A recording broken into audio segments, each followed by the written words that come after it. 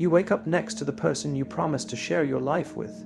You get out of bed, go through your routine, coffee, emails, meetings. You remember to pay the bills. You kiss the kids goodbye. You smile. You function. You keep going, but deep down inside, something feels like it's missing. Not broken, not wrong, just incomplete, and you can't explain it, not even to yourself, because from the outside, everything seems fine. There's structure, routine, a stable relationship, and yet, when your mind finally becomes quiet, your heart whispers someone else's name. No one tells you how much your soul can ache even when your life appears full, how you can love your partner, honor your promises, and still feel a quiet longing that never gets fulfilled by everyday kisses and scheduled talks. It's not about desire, it's not about a fantasy, it's about the sense that someone out there truly sees you. No need to pretend, no pressure to be smaller. You met him, maybe only once. Maybe it was just a glance, a simple conversation that should have been forgettable, but it stirred something inside you, something ancient, something sacred, something you thought was gone. And the hardest part, you still show up. You still work, still clean, still finish your to-do list, still cook dinner, reply to messages. But under all that, something is torn. Your mind is married. Your body is committed. But your soul, it's somewhere else. You don't say a word, because how could you? What would you even say? That the one you long for isn't your husband, that the man who takes your breath away just by entering a room is someone you're not supposed to think about? You keep telling yourself, it's just a phase, just chemistry, just your emotions playing tricks on you. But something deeper knows. It's not that simple, because this feeling doesn't feel like confusion. It feels like fate. He doesn't even need to touch you. He just has to really see you, and suddenly, you remember who you were before the duties, before the pressure, before the labels. You remember the woman who once felt alive just from being noticed.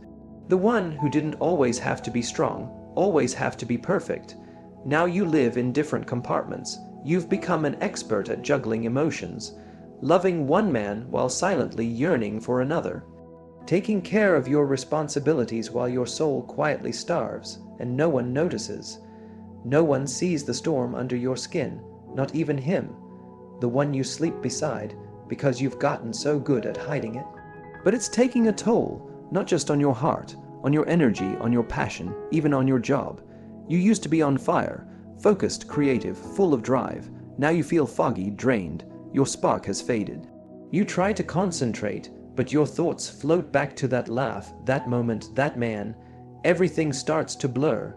You're there in body, but your energy is scattered, and you ask yourself, is this emotional betrayal or emotional survival? Because truthfully, you didn't ask for this feeling. It wasn't something you chased, it just appeared. You simply woke up and realized someone out there feels more like home than the house you live in.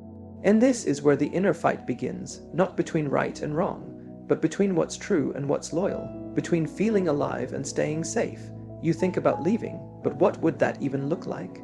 The family, the years, the memories, and then guilt shows up, the kind that steals your words and buries your desires under a mountain of should. You should feel happy, you should be thankful, you should have moved on. But no list of should can erase something felt deeply in the soul. Carl Jung spoke about anima and animus, the inner man and woman inside all of us. He said when you meet someone who reflects that inner opposite, it's not just attraction. It's activation. It feels powerful, because it is. But that doesn't mean it's supposed to turn into anything. Sometimes that person enters your life not to stay, but to wake something up. To help you remember parts of yourself you forgot while trying to be the good wife, the stable adult, the dependable worker. He reflects the version of you that you pushed aside so the world would accept you. And now your soul is asking, is this all? That's the real ache, not for him, but for yourself, for the part of you that once dreamed, once glowed, once burned with passion. You try to bring her back. You wear different clothes. You start writing again. You look up at the sky with hope, not just exhaustion. Suddenly, your work doesn't feel like a chore. It becomes a space where you breathe, create, imagine again. But even then, he follows you, not physically, but in your thoughts, in your energy, because the soul doesn't listen to logic. It speaks in symbols, and he is a symbol of everything you lost when you gave your life to a story that no longer fits. Some days you feel strong, you tell yourself this will pass, you remember all the good in your life, and there is good, but good isn't the same as full, you've outgrown the role, but the outfit still fits. So you keep playing the part, and you wonder, what would happen if you stopped pretending, stopped saying sorry for feeling so deeply, stopped settling for conversations that feel empty and intimacy that doesn't open you. But you don't, not because you fear change, but because you fear truth. The truth that maybe, just maybe, you weren't meant to pick what's safe. Maybe you were meant to pick what's real, but you didn't. And now you wake up every day living someone else's dream while your soul stands off to the side, waiting for you to notice, to remember who you are, what you feel, why you're here. Maybe you'll never hold him. Maybe you'll never say any of this out loud. Maybe this will stay your private truth, the one you carry in silence as you raise your kids, attend meetings, kiss your husband goodnight. But even in that silence, your soul still speaks. And one day you'll have to listen, because the longer you pretend not to feel, the more parts of you shut down, and eventually it's not just him you'll lose, it's you. You keep moving, not because you feel whole, but because you've learned how to keep walking even with a cracked heart. The dishes still need washing, the bills still need paying, birthdays still need remembering, but between your meetings and nightly routines, your soul keeps pulling at you, gently, sadly, constantly. You think of him again, not with desire, not with fantasy, but with a kind of memory, as if recalling a dream you once lived inside. He didn't save you, he didn't promise you anything, but he reminded you of the part of yourself that doesn't respond to schedules and shopping lists. And that's the thing nobody warns you about when it comes to longing. It's not only about the other person, it's about what they show you about yourself, your softness, your fire, your laugh before you tamed it, your brightness before you hid it, your voice before you quieted it. You wonder why it hit so hard, how one look, one talk, one ordinary moment could shake your world. You weren't searching for this. You weren't searching at all. You were just tired, and somehow he noticed, not with words, but with his presence, in how his eyes stayed a second longer, as if they'd seen you before. Maybe they had. In another time, or another path you didn't take. You think back to that very first moment, the spark, the silence that followed, the guilt, the hunger, because this kind of meeting doesn't just stir desire. It awakens memory of the self before settling, before compromises, before being loved in parts. Now you live with a split heart, one side bound to duty, one side drawn to dreams, and both pulling at you hard. You cry quietly, not because you're weak, but because you're tired of hiding your most honest truth just to keep your world from falling apart. You tried to resist. You tried to drown it in tasks, in parenting, in control, in perfection. But the ache only grew louder, not because you're selfish, not because you're lost, but because you're awakening, and awakening is messy. It tears down what you thought was okay, and shows you what could have been if only you dared more, listened sooner, believed deeper. But now you're here, in a marriage with a story, in a house filled with photos, in a life built from habits, and still your soul aches, because this was never about needing someone new. It was about remembering the woman you left behind. The one who danced without shoes, who spoke boldly, who laughed freely, who reached out without asking for permission.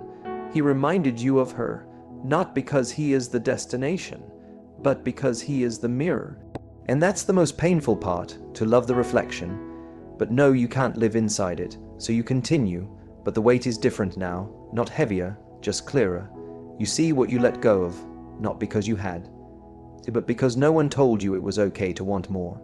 Not more things, more truth, more connection, more meaning. You begin to see, it's not only about love, it's about life. Your work starts to change. You notice how uninspired you've been, how often you've created to check a box instead of sharing something alive. You notice you're not tired from doing too much, but from pretending too often, and you wonder, if I stopped pretending, what would be left? If you let the act drop, let your voice rise, let your truth breathe, would everything fall apart? Or would your real life finally begin, The scariest part isn't losing your relationship. It's losing yourself so slowly you forget you were ever whole. Some nights you write, not to remember him, but to remember you. You light a candle, not for faith, but because something in you still trusts the sacred, and you write about that moment across the room, about the silence that said more than words, about how he made you want to return to your own skin. But you never send it, you never say it, because it was never really about him. It was about who you became when he saw you. Now you walk through your days with new awareness. You pay close attention to how you feel in certain rooms, around certain people, in certain roles. You start asking hard questions.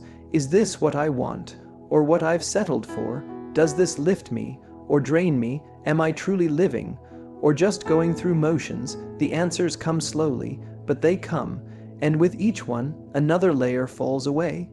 You notice you react less. You become more open, more gentle with yourself. You stop blaming yourself for feeling and start honoring the fact that you still can, because many don't. They shut down. They call it being grown up. But it's really just silent grief. You, though, you chose to feel, even when it hurts, even when it makes things messy, even when it shakes your whole foundation. And that choice, quiet and powerful, is everything. You begin to live differently, not loudly but with intention. You wear what feels right. You say what feels real. You rest when you're tired, not just when it's allowed. Slowly you return, not to him, to yourself. The woman who knows love without aliveness isn't love at all. That obligation without desire is not devotion. That closeness without freedom is not sacred. You may never tell anyone about him. You may never cross paths again. You may never get answers, but you got something better. You saw yourself again, and that is priceless. Because now, when you show up, in your job, in your home, in your life, you show up fully awake. Even if nothing ever happens with him, you let that longing teach you. It came not to destroy, but to wake you up, to remind you, not to trap you, to show you you're still alive, and you still deserve to feel that way. You are not a bad partner, not a selfish woman, not disloyal. You're a soul trying to remember itself in a world that wants you to forget. And remembering is the most honest thing you can do. So breathe. Let the longing move you. Let it become art. Let it become motion. Let it become truth. And if you still think of him, let it be a prayer, not a burden. He showed you something sacred. Let that be enough. Because even if he was never yours, he brought you back to you. And that was always the real love story. She had cried in silence for too long.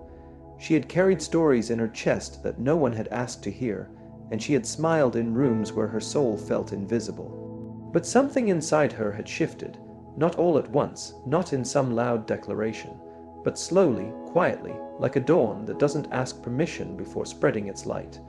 She no longer needed someone to see her to feel valid. She saw herself. She no longer begged for love to stay. She became the kind of woman whose love stayed rooted in herself first. Her tenderness hadn't disappeared. It had just grown stronger boundaries. She could still hold space for others, but not at the cost of her own peace. She could still be soft, but not for those who mistook softness for weakness. She had learned how to walk away without burning things down, how to leave with grace instead of anger, and how to let go of what didn't feed her soul. And yet, even in her strength, there were nights when she remembered how it felt to be wanted by someone who only wanted parts of her. The ache didn't mean she hadn't healed. It meant she was human. Healing doesn't erase memory. It simply teaches the heart how to carry it differently. She stopped trying to forget him. She started remembering herself more. Because her story was never about the one who didn't choose her. It was always about the woman who chose herself when everything tried to convince her not to. Her worth wasn't something that could be bargained for. It wasn't a prize to be won by someone finally waking up. Her worth was a quiet knowing, a deep breath, a steady truth. She didn't need to prove her love anymore. She lived it, in how she spoke to herself when no one was listening. In how she honored her needs without guilt. In how she created joy without waiting for anyone to give it. She had become her own sanctuary, and that was something no one could ever take from her again. And maybe one day, someone would come, not to complete her, but to stand beside her. Someone who wouldn't be scared of her depth or her silence. Someone who wouldn't confuse her independence for distance. Someone who would be drawn not to her pain, but to her power. But until then, and even then, she would still be whole. She had learned to make peace with the longing and not rush to fill it. She had learned that not every ache needs to be solved. Some need to be understood. She had learned to rest in herself the way she once tried to rest in others, and in that stillness, she found a rhythm that no one else could hear. But it was hers, and ChatGPT said she didn't need noise to feel alive anymore. The silence she once feared had become her grounding place. She no longer rushed to respond just to feel heard. She could sit in stillness and let her spirit speak louder than her words ever could. Her presence had changed, not by force, but by choosing to honor what was true inside her, not what others expected from her. The parts of her that once waited by the phone, that once read into every delayed reply, that once questioned her own worth based on someone else's availability, those parts had softened into wisdom. She no longer needed constant reassurance. She had built a foundation within herself, one that couldn't be shaken by temporary attention or disappearing affection. There was a time she thought being chosen by him would heal the parts of her that felt unseen. But now, she realized that no external love could do what only self-love was meant to do. His absence didn't leave her empty anymore. It left room for her to fill herself, to become everything she thought she had to find in someone else. She didn't blame him now, not really. He was a mirror, a painful, necessary one, that showed her what she had given away too freely, her energy, her attention, her softness. She had offered it without asking if it was being received with care. And now she gave from overflow, not lack. She gave without losing herself, and the beauty in that, she didn't regret loving deeply.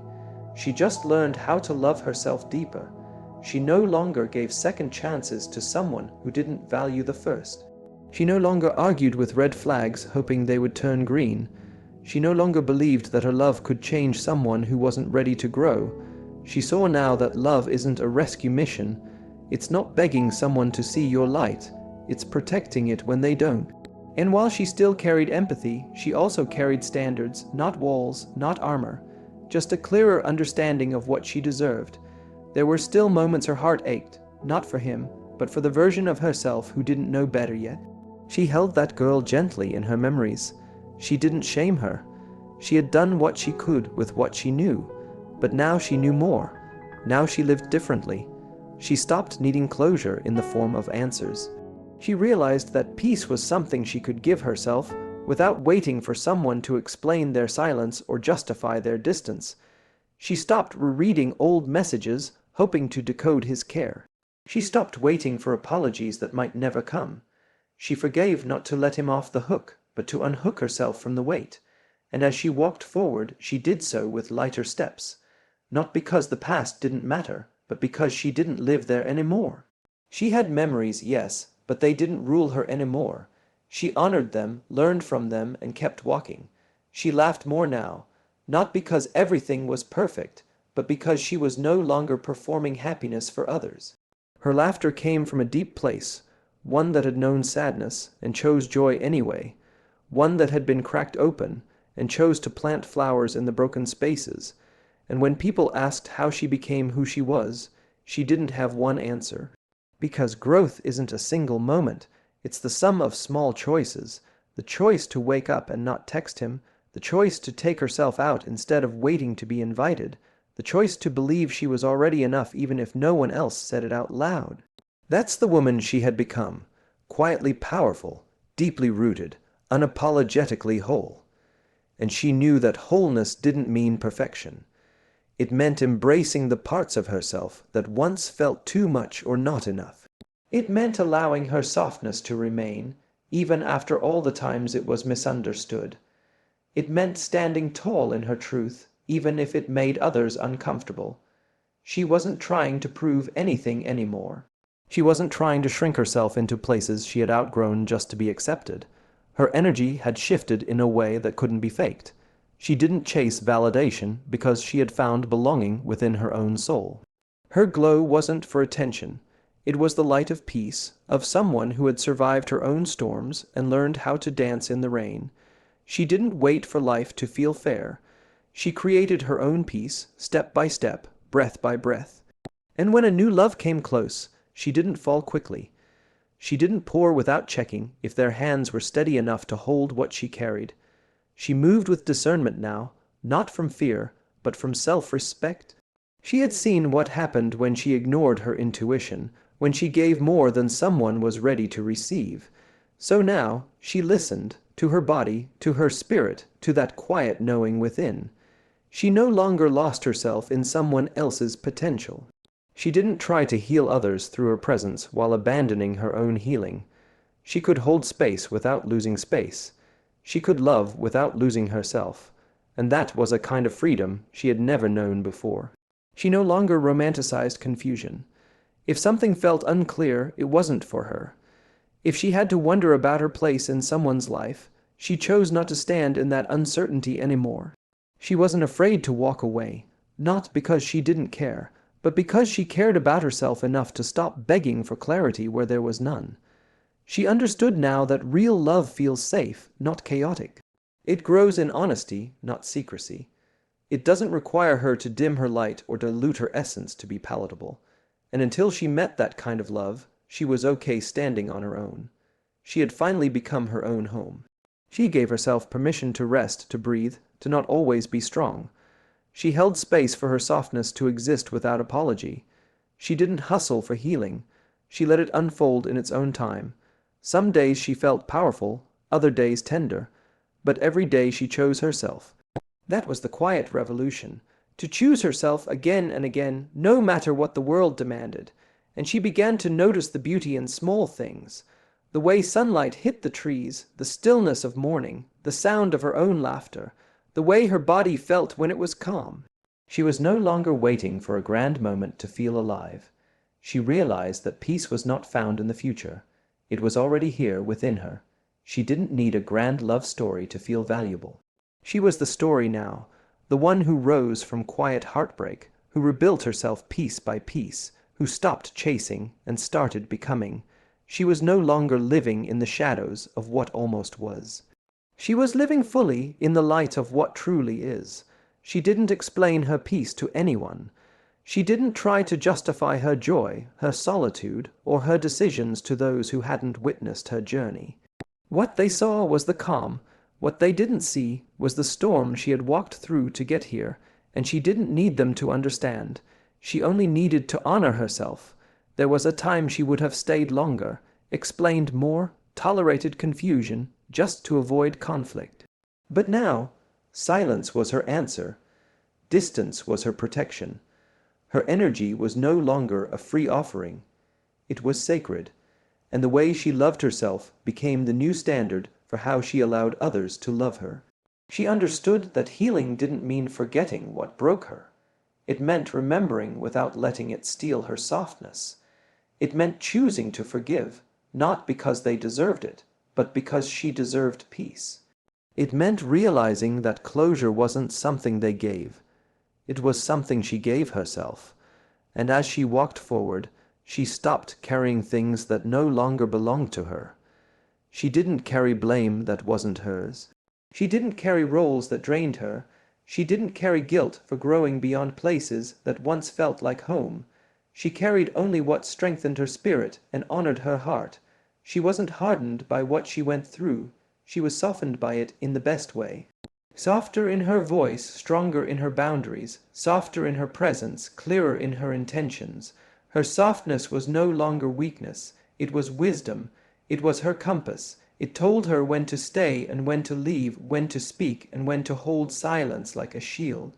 She loved differently now, not with the desperation of needing to be chosen, but with the calm of knowing she was already worthy. She didn't chase chemistry that led to confusion. She didn't cling to hope that ignored reality. She gave her love to places where it could root, not run, where it could grow, not vanish. She didn't just survive heartbreak, she grew from it.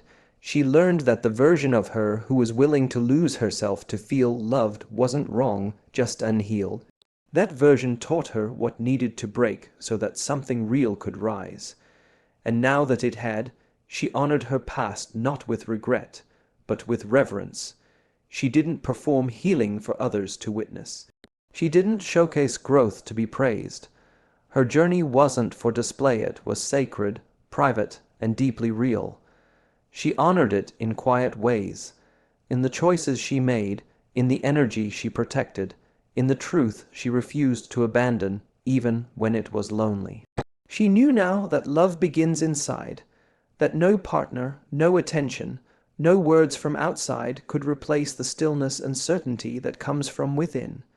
She had returned to herself fully, and in that return, she discovered everything she thought she had been searching for in others.